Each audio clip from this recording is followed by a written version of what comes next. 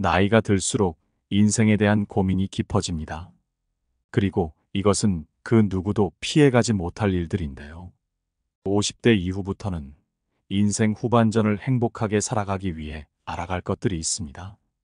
만약 지금 60대, 70대, 80대라면 오늘 이야기가 더더욱 도움이 되실 것이라 생각합니다. 일본의 노년 내과 전문 의사인 와다 히데키 씨는 80세의 벽이라는 책을 통해 많은 울림을 전했는데요. 수만 명의 노인과 환자들을 지켜본 그는 삶을 어떻게 살아야 할지 고찰하였고, 어떤 삶이 후회 없고 행복하게 노년을 보내는 삶인지 철학을 세울 수 있었다고 하는데요. 이것은 이제껏 우리가 노년의 행복을 위해 잊고 살았던, 하지만 언젠가는 마주해야 할 진실들을 전해주었던 이야기였습니다. 우리 구독자님들도 저희 채널에 있는 영상을 통해 많은 감사를 전해주셨는데요.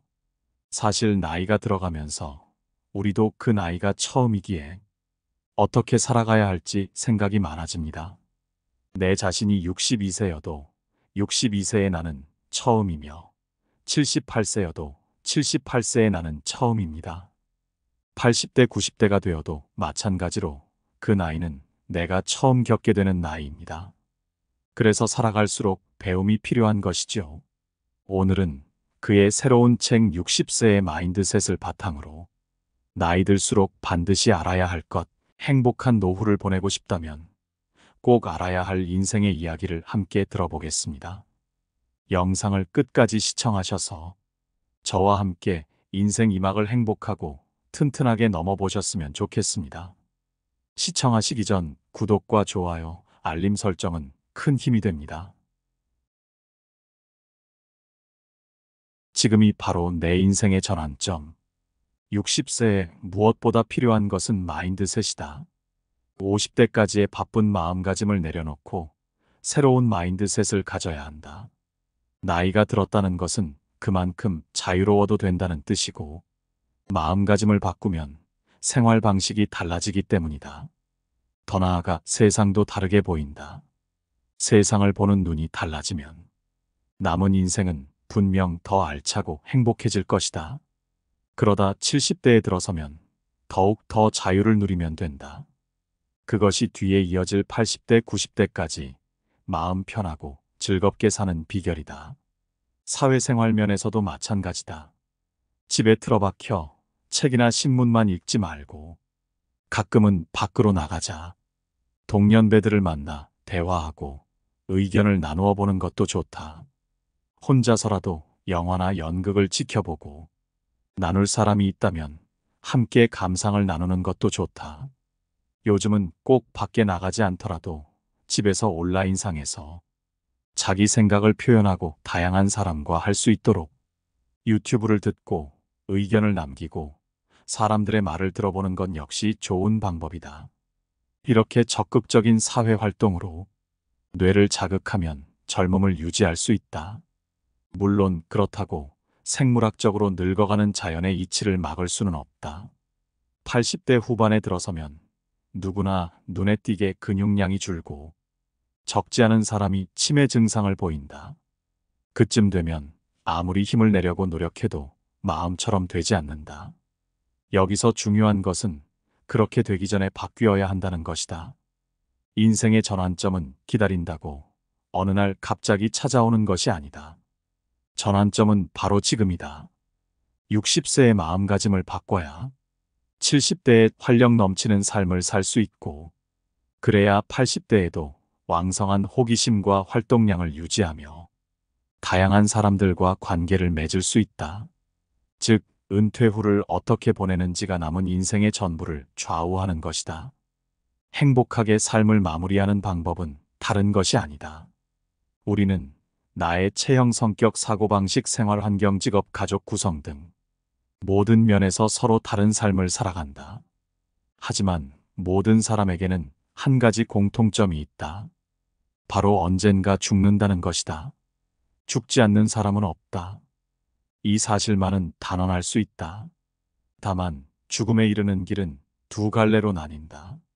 하나는 행복하고 즐거운 길이다. 생의 마지막 순간에 한평생 만족스럽게 잘 살았다라고 웃으며 죽음을 맞이하는 길이다. 다른 하나는 미련 가득한 길이다. 과거에 했던 선택을 후회하고 삶이 끝나는 것을 안타까워하며 한탄 속에 눈 감는 길이다. 둘 중 어느 길을 택하겠는가? 답은 들을 필요도 없다. 마지막 순간에 만족스럽게 생을 마감하려면 어떻게 해야 할지 생각을 거듭해도 답은 하나뿐이다. 늙어가는 현실을 받아들이고 지금 할 수 있는 일을 소중히 여기는 마음가짐을 갖는 것이다. 결국 행복한 말년과 괴로운 말년을 나누는 기준은 마음이기 때문이다. 행복이란 어디까지나 주관적인 개념이다. 그래서 스스로의 생각에 따라서 충분히 바뀔 수 있다. 누군가는 늙어가는 처지를 한탄하며 생활에 제약이 점점 늘어나고 할 수 있는 일이 줄어든다고 한숨만 내쉰다. 반면 다른 이는 늙어가는 현실을 긍정적으로 받아들이고 아직도 혼자 힘으로 할 수 있는 일이 많다며 활기차게 살아간다. 둘 중 누가 더 행복할까? 당연한 말이지만 지금까지 본 나의 임상 경험에 비춰보아도 후자가 훨씬 행복해 보였다.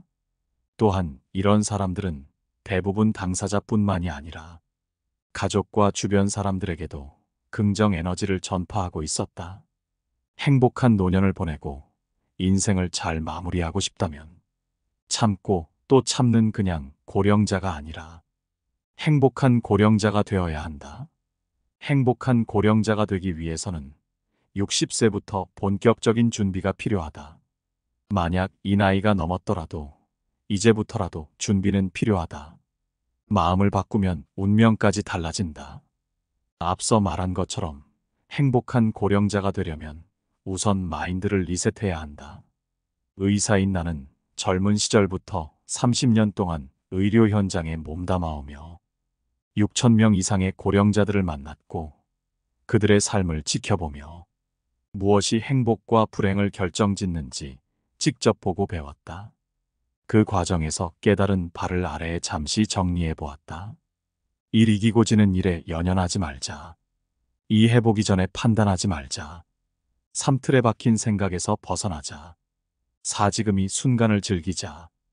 오남과 비교하지 말자. 육답은 스스로 찾자. 칠남의 시선을 신경 쓰지 말자.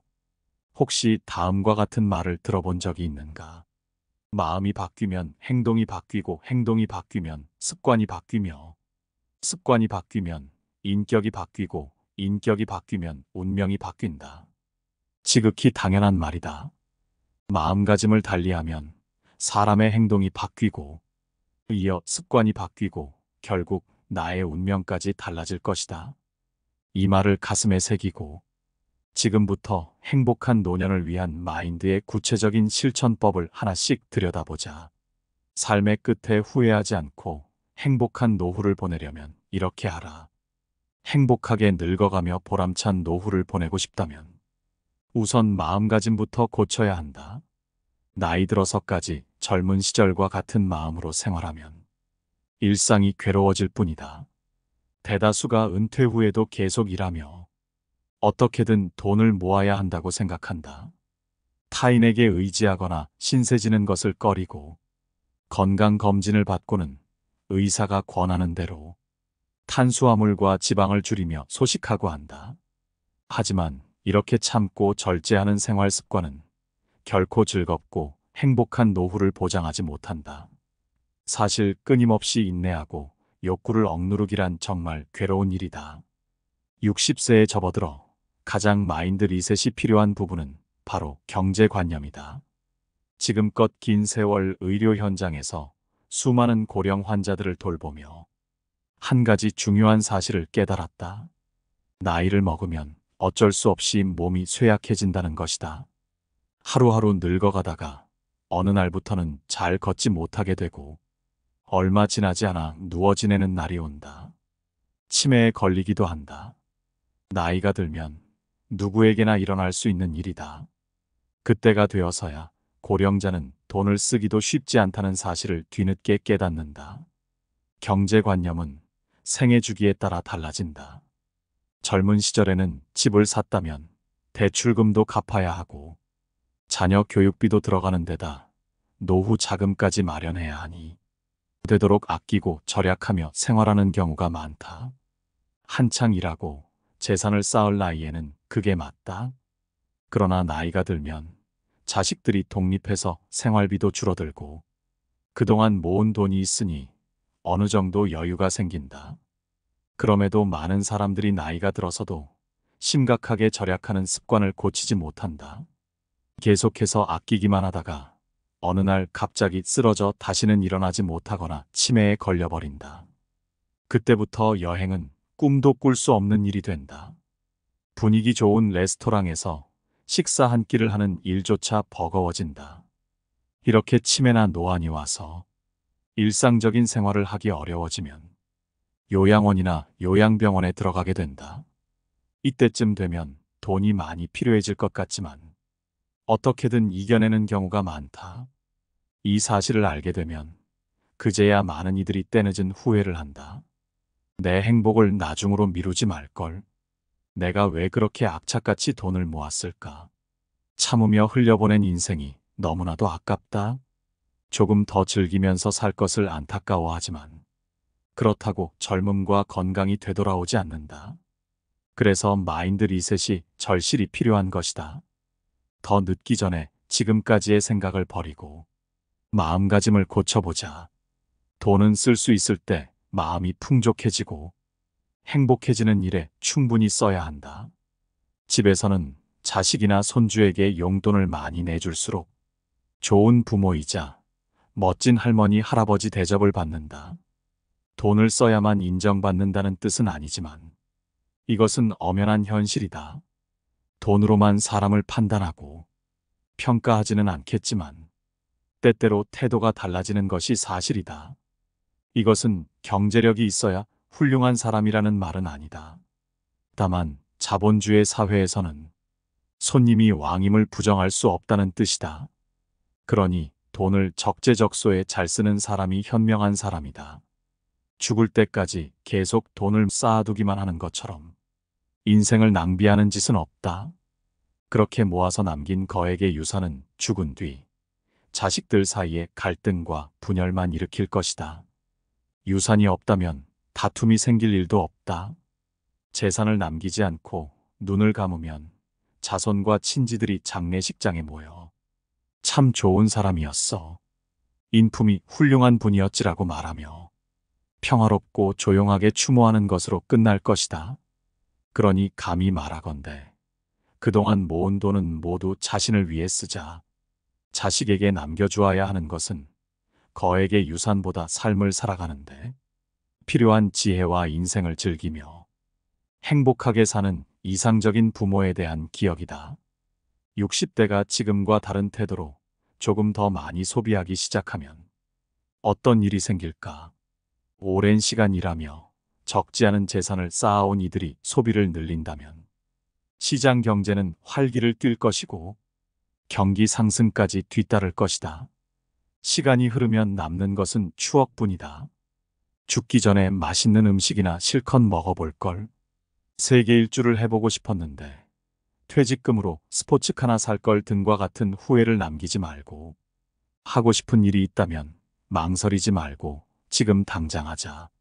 지금까지 유지했던 심각한 절약 정신은 내려놓고 새로운 마음가짐으로 살아가야 할 필요가 있다. 만약 너무나 불안하다면 미리 대책을 세우면 된다. 주위를 둘러보면 나이가 들수록 앞날에 대한 불안 때문인지 외식을 덜하고 술과 담배, 커피와 기호식품까지 멀리하며 지출을 줄이고 노후를 준비하는 사람이 많다. 그런 이들을 보면 뜯어 말리고 싶다. 나는 60세부터 내키는 대로 거침없는 인생을 살아야 한다고 생각한다. 거리낄 것 없이 살아가는 마음가짐과 생활 방식이야말로 젊음을 유지하고 총기도 지키는 진정한 비법이기도 하다. 우리는 왜 노후를 불안해할까? 나 역시 사람들이 불안해하는 원인 중 하나는 알 것 같다. 애당초 심리적 불안감이 높은 편일 수 있다. 동양 사람들은 서양 사람들에 비해 더욱 그런 경우가 많다. 주변에서 일어나는 안 좋은 일을 보며 내게도 저런 일이 생기면 어떡하지라는 불안감을 안고 산다. 아직 일어나지도 않은 일을 어쩌면 일어나지도 않을 미래의 일까지 미리 걱정한다. 이렇게 불안해하는 사람은 많지만 실제로 그런 일이 벌어졌을 때 어떻게 대처할지 진지하게 고민하며 대책을 세우는 사람은 거의 보지 못했다. 미래가 불안하다고 걱정만 하며 스트레스 받지 말고 우려가 현실이 되었을 때 어떻게 행동할지 구체적인 대책과 지침을 미리 생각해 두면 어떨까? 예를 들어 암에 걸릴지도 모른다는 생각에 불안하면 암을 잘 진단하고 치료하는 좋은 병원을 알아놓자. 치료 요법과 비용도 자세히 알아보고 최악의 상황이 오면 어떤 처치를 받을 수 있는지, 어떤 방식을 원하는지 고민해보고 결정해두면 된다. 이렇게 단계별로 차근차근 대비하면 불안감도 차차 줄어들 것이다. 돈 문제도 마찬가지다. 불안한 마음을 그대로 품고만 있으면 어쩔 수 없이 절약하고 소비만을 자제하게 된다. 그러나 이 말은 살짝 뒤집어 보면 불안한 마음만 달래주면 내키는 대로 거침없이 돈을 쓸 수 있다는 뜻이기도 하다. 아직 닥치지 않은 미래에 전전긍긍하지 말고 구체적인 대책을 세워 마음속 불안을 지워보자. 불안을 잘 다스리는 것도 나이가 들수록 꼭 필요한 지혜 중 하나다. 집에서 혼자 지낼 줄 아는 것도 필요하나 가끔은 나가서 지내보자. 가장 먼저 식사는 밖에서 해보는 것도 좋다. 지금은 은퇴한 사람들도 젊었을 때는 대부분 직장 근처 음식점이나 구내 식당에서 점심을 먹었을 것이다. 점심시간이 다가오면 오늘은 무엇을 먹을까 하는 고민에 빠진다. 직장인들은 40년 어쩌면 그보다 오랜 시간 매일을 밖에서 먹었다. 그러다 은퇴를 하고 나면 갑자기 점심을 집에서 먹게 된다. 들어보면 이유도 가지각색이다. 식사를 하러 굳이 나가기도 귀찮고 일을 하지 않는데 점심값을 쓰는 것도 내키지 않아서다.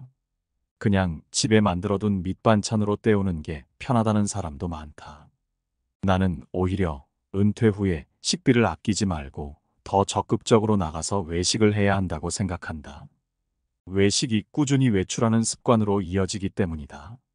점심시간에 오늘은 무엇을 먹을까 생각하며 일단 집을 나서면 다양한 음식점이 눈에 들어온다. 또한 낮에 동네를 걷다 보면 종종 새로운 사실을 발견하기도 한다. 우연히 나만의 맛집을 발견하는 행운이 따르기도 한다. 점심을 밖에서 먹으면 일상의 반경이 훨씬 넓어진다. 나온 김에 서점에 들러 잡지를 사거나 유명한 카페에 가볼 수도 있다. 집 밖으로 나오면 무엇을 하든 확실히 기분 전환이 된다. 그날 기분에 따라 먹고 싶은 메뉴를 고르는 작은 사치도 이제는 충분히 누리자. 외식을 하면 메뉴의 선택지도 확 넓어진다. 늘 아내가 차려주는 대로 아니면 냉장고에 있는 밑반찬을 꺼내서 대충 때우다 보면 그저 살기 위해 어쩔 수 없이 먹게 된다.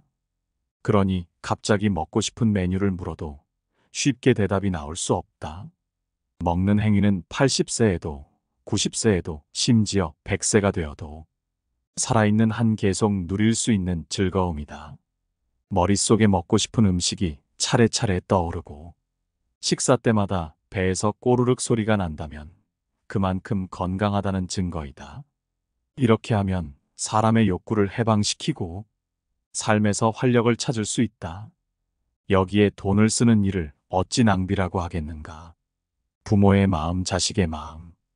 자식이 있다면 자식에 대한 걱정을 계속해서 말하는 사람들이 있다.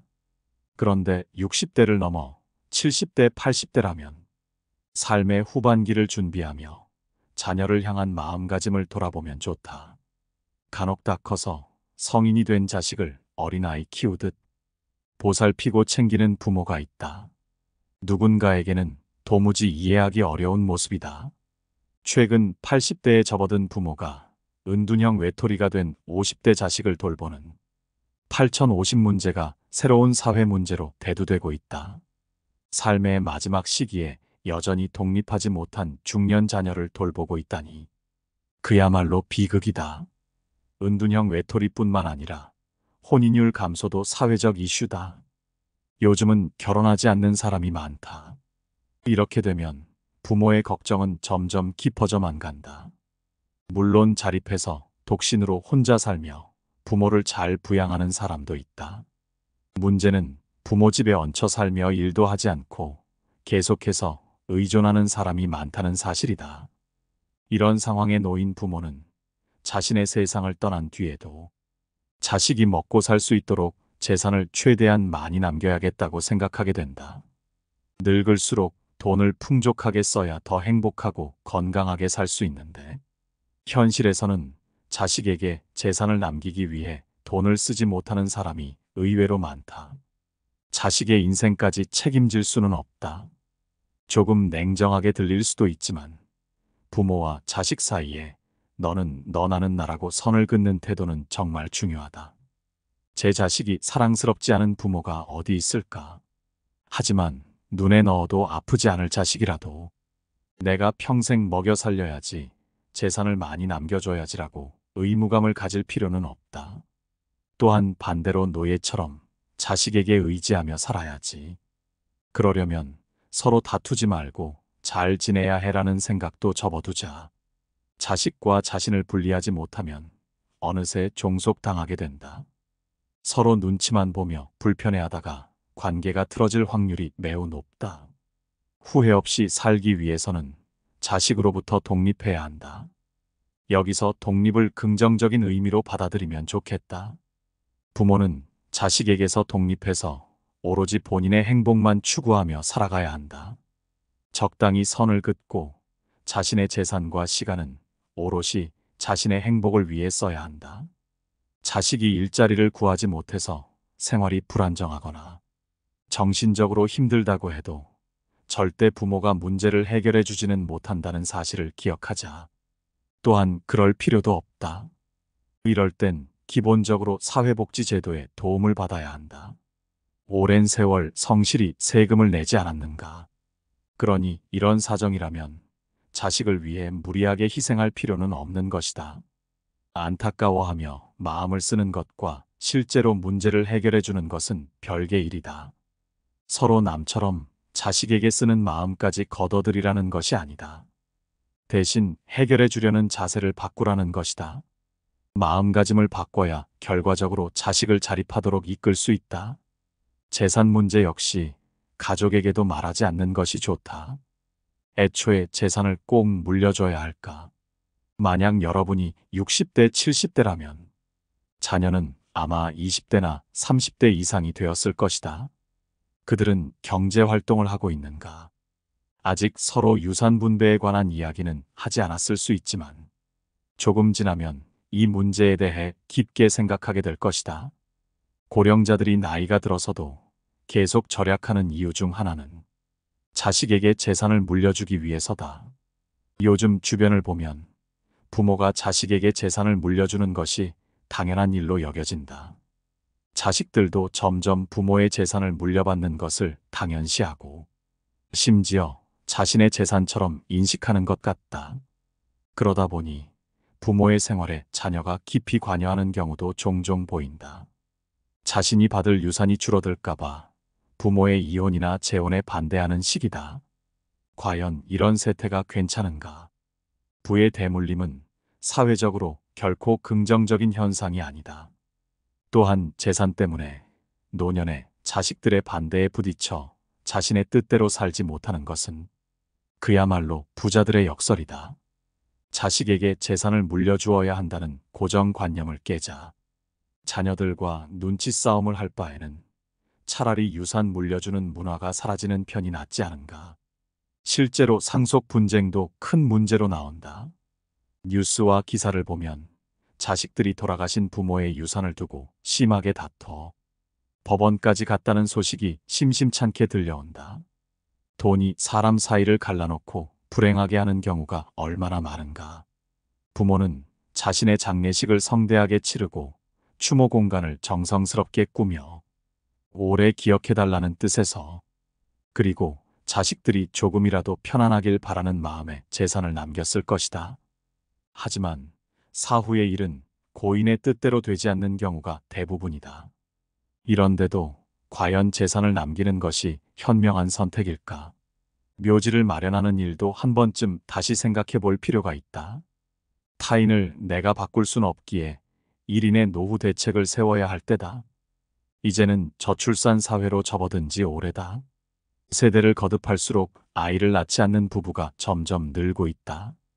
지금 추세로는 앞으로 50년 후, 100년 후에 나의 후손이 남아있을지 확신하기 어렵다. 내가 죽고 나의 자식과 손주가 세상을 떠나면 나를 기억할 사람은 거의 없을 것이다. 그렇다면 과연 묘소를 꾸미는 것이 중요할까? 시간이 흐르면 아무도 모르는 묘지가 될 확률이 높은데도 묘를 꾸미겠다고 큰 돈을 남기는 것은 부조리한 선택처럼 보인다. 차라리 모교나 고향의 발전을 위해 재산을 기부하거나 나의 이름을 딴 장학기금을 설립하는 편이 어떤가?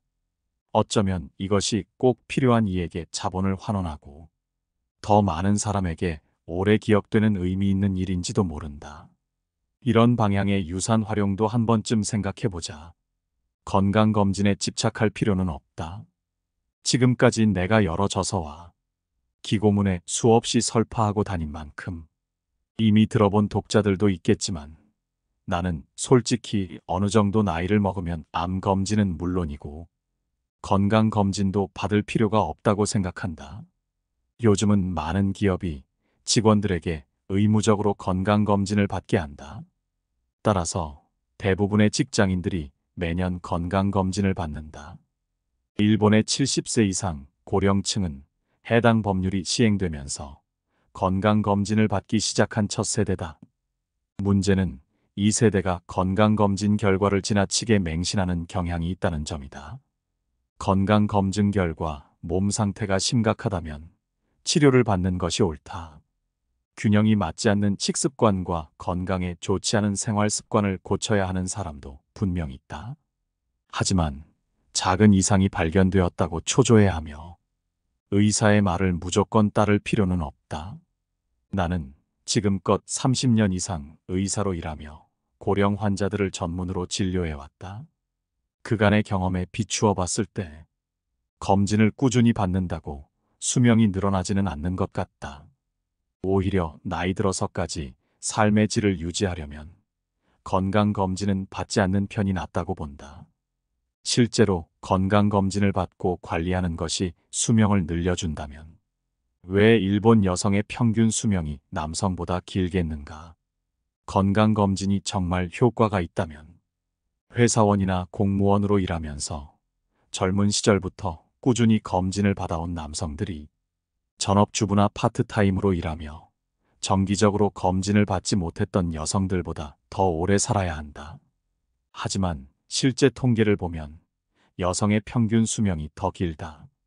90세 이상 장수하며 정정하게 지내는 할머님들을 찾아가 인터뷰를 해보면 태어나서 단 한 번도 건강검진을 받아본 적이 없다는 분도 많다. 그러니 건강검진을 받아야 건강하게 오래 산다는 생각은 평면적이고 단순한 고정관념에 지나지 않는다. 건강검진에서 이상 수치가 나오면 의사는 주의할 점을 일러준다. 현재 생활 습관을 진단하고 주의가 필요한 부분을 짚어주며 체중과 혈압 혈당치와 콜레스테롤 수치를 낮추는 것이 좋다고 조언한다. 그러나 내가 보기에 어느 정도 나이가 든 사람은 그런 사소한 수치를 특별히 관리할 필요 없다. 나이가 들어도 활력 넘치고 건강하게 살기 위해서는 넘치는 부분을 줄이기보다 부족한 부분을 더하는 것이 차라리 낫다. 나이가 들면 신체 사이즈나 각종 수치가 정상 범위에 들어가는지 여부가 아니라 몸에 부족한 영양소를 파악하고 충분히 섭취하는 일에 더 신경을 써야 한다. 그래야 신체가 정상적으로 기능할 수 있고 세포의 염증 발생이나 노화를 유발하는 산화작용을 막을 수 있다. 이것이 즐겁게 나이 들고 천천히 늙는 길이다. 만약 요즘 들어 활력이 부족하다면 약부터 끊어라. 예전에 어떤 의사가 80대 이상의 고령 환자가 많이 머무는 시설을 둘러보고 잘 걷지 못하고 멍하니 앉아서 시간을 보내는 이들이 많다는 사실을 깨달았다. 그는 환자들이 왜 그렇게 무기력해졌는지 이유를 찾다가 평소 복용하는 약을 조사하기 시작했다. 조사 결과 환자들은 매일 놀라울 만큼 다양한 종류의 약을 복용하고 있었다. 살짝 과장하자면 약만 챙겨 먹어도 배가 부르겠다는 생각이 들 정도였다. 자세히 살펴보니 그중 대부분은 복용을 중단해도 당장 생명에 지장이 생기지 않는 약들이었다. 단순히 혈압약이나 당뇨약 잠이 오지 않아서 먹는 신경안정제 등이었던 것이다. 당장 약부터 끊는 게 좋겠습니다. 의사는 80대, 90대의 고령자에게는 체중이나 혈압, 혈당 수치를 조절해 낮추는 것보다 활력을 되찾는 일이 더 시급하다고 판단해 바로 약 복용을 중단시켰다. 그러자 놀랍게도 환자들은 점차 활기를 되찾았고 정말 오랜만에 머리가 맑아지고 기분이 상쾌해졌다고 기뻐했다고 한다. 이런 어이없는 일이 정말 사실이냐고 반문할지도 모르겠다. 약을 끊고 오히려 활력을 되찾았다는 것이 말이 안 된다고 생각할 수도 있다. 하지만 의료계에서 다약제 복용은 특별히 드문 케이스도 아니다. 혈압약이나 당뇨약을 습관적으로 복용하다가 오히려 저혈압이나 저혈당이 와서 몸을 덜덜 떨거나 잘 걷지도 못하는 환자들을 종종 보았다. 나이가 들면 그렇지 않아도 운동 능력이 떨어지는데 약을 먹고 움직임이 더 불안해지거나 의식이 흐려지면 건강에 오히려 마이너스가 된다. 약을 먹고 누워있으면 넘어지거나 다칠 일은 없겠지만 몸은 점점 더 쇠약해지고 활기를 잃는다. 이런 현상은 비단 80대, 90대에 일어나는 일이 아니다. 60에서 70세부터 주의해야 한다. 물론 심각한 병을 치료하기 위한 약이라면 꼭 먹어야 한다. 그렇지만 생활 습관을 바꾸는 것만으로도 충분히 조절할 수 있는 수치를 약에 의존해 해결하려는 생각은 바꿔야 한다. 게다가 약을 복용하다가 해당 수치가 정상으로 돌아가면 상담을 병행하여 적절히 끊어야 하는데 어떤 이들은 약 먹는 것을 대수롭지 않게 여기거나 건강관리법으로 생각해 습관처럼 계속 복용한다. 이렇게 되면 약물 오남용의 문제도 생길 수 있다. 만약 약을 먹고 오히려 컨디션이 나빠졌다면 끊을 필요가 있다. 약을 먹은 뒤 머리가 멍해지고 집중력이 떨어지거나 몸이 떨리는 증상이 생겼다면 의사에게 확실히 말해야 한다. 행복한 노후를 위해서는 반드시 마음의 짐을 내려놓자. 나이든 부모가 전혀 아픈 티를 내지 않다가 갑자기 고독사하면 자식들은 평생 부모님의 임종을 지키지 못했다는 죄책감에 시달리며 살게 될 것이다. 옛말에 효도하려고 하니 부모님이 돌아가시고 안 계시더라라고 했다. 하지만 요즘은 효도하려고 하니 부모님이 병상에 누워 계시더라라는 표현이 더 맞다. 그러니 힘들 때는 자식에게 적당히 기대자. 괜히 부담을 주는 것이 아니라 효도할 기회도 주고 부모와 유대감을 형성하려는 욕구도 채워줄 수 있다. 나아가 병상에 누워있는 부모를 돌봐야 하는 짐을 지우지 않는 일이다. 호미로 막을 일을 가래로 막지 않아야 자식들의 원망도 받지 않는다. 나이가 들수록 스스로 할 수 있는 일과 못하는 일이 있다. 하기 힘든 일은 당연하게 받아들이고 도움을 요청하는 태도가 필요하다. 편안한 노년을 보내기 위해 반드시 가져야 할 마음가짐이다. 남에게 무언가를 부탁하고 도움받는 일이 어색한가? 지금까지 베푼 만큼 돌려받는 것이라고 생각해보면 어떨까? 젊었을 때 착실히 낸 세금을 돌려받는 중이라고 생각하자. 자식에게 의지하고 있는 상황이라면 지금까지 키워준 만큼 이 정도 소소한 도움은 받아도 괜찮다고 생각하자. 전혀 뻔뻔한 생각이 아니다. 은혜를 베풀었으면 갚으라고 생색을 내라는 말이 아니다. 마음의 짐을 내려놓고 편안하게 살아도 된다는 말이다. 심리적 여유가 생기면 주변 사람에게 상냥해진 당신이 뿜어내는 긍정 에너지가 주변으로 퍼져 모두를 행복하게 할 것이다. 그러니 60세, 70세, 80세가 되면 마음가짐을 조금만 바꿔보자. 단언컨대 얻는 것은 있어도 절대 잃을 것은 없다. 나이가 들수록 우리는 걱정이 쌓이는 경험을 하게 되는 것 같습니다. 그런데 노후의 행복을 위해서는 이러한 걱정을 날려버릴 필요가 있다는 것이죠. 수만 명의 환자와 인생 후반전을 보내는 노인들의 인생을 바라보며 어떻게 하면 행복한 노후를 보낼지 말해주는 와다 히데키의 말이 참 마음에 닿는 것 같습니다. 우리 구독자 여러분들도 너무 큰 걱정은 내려놓으시고 꼭 나 자신을 위한 행복한 노년의 인생을 챙기시길 바랍니다. 이상으로 인생의 지혜였습니다. 구독과 좋아요, 알림 설정은 항상 큰 힘이 됩니다. 다음번에도 더 많은 이야기를 전해드리겠습니다. 감사합니다. 행복한 하루 되세요.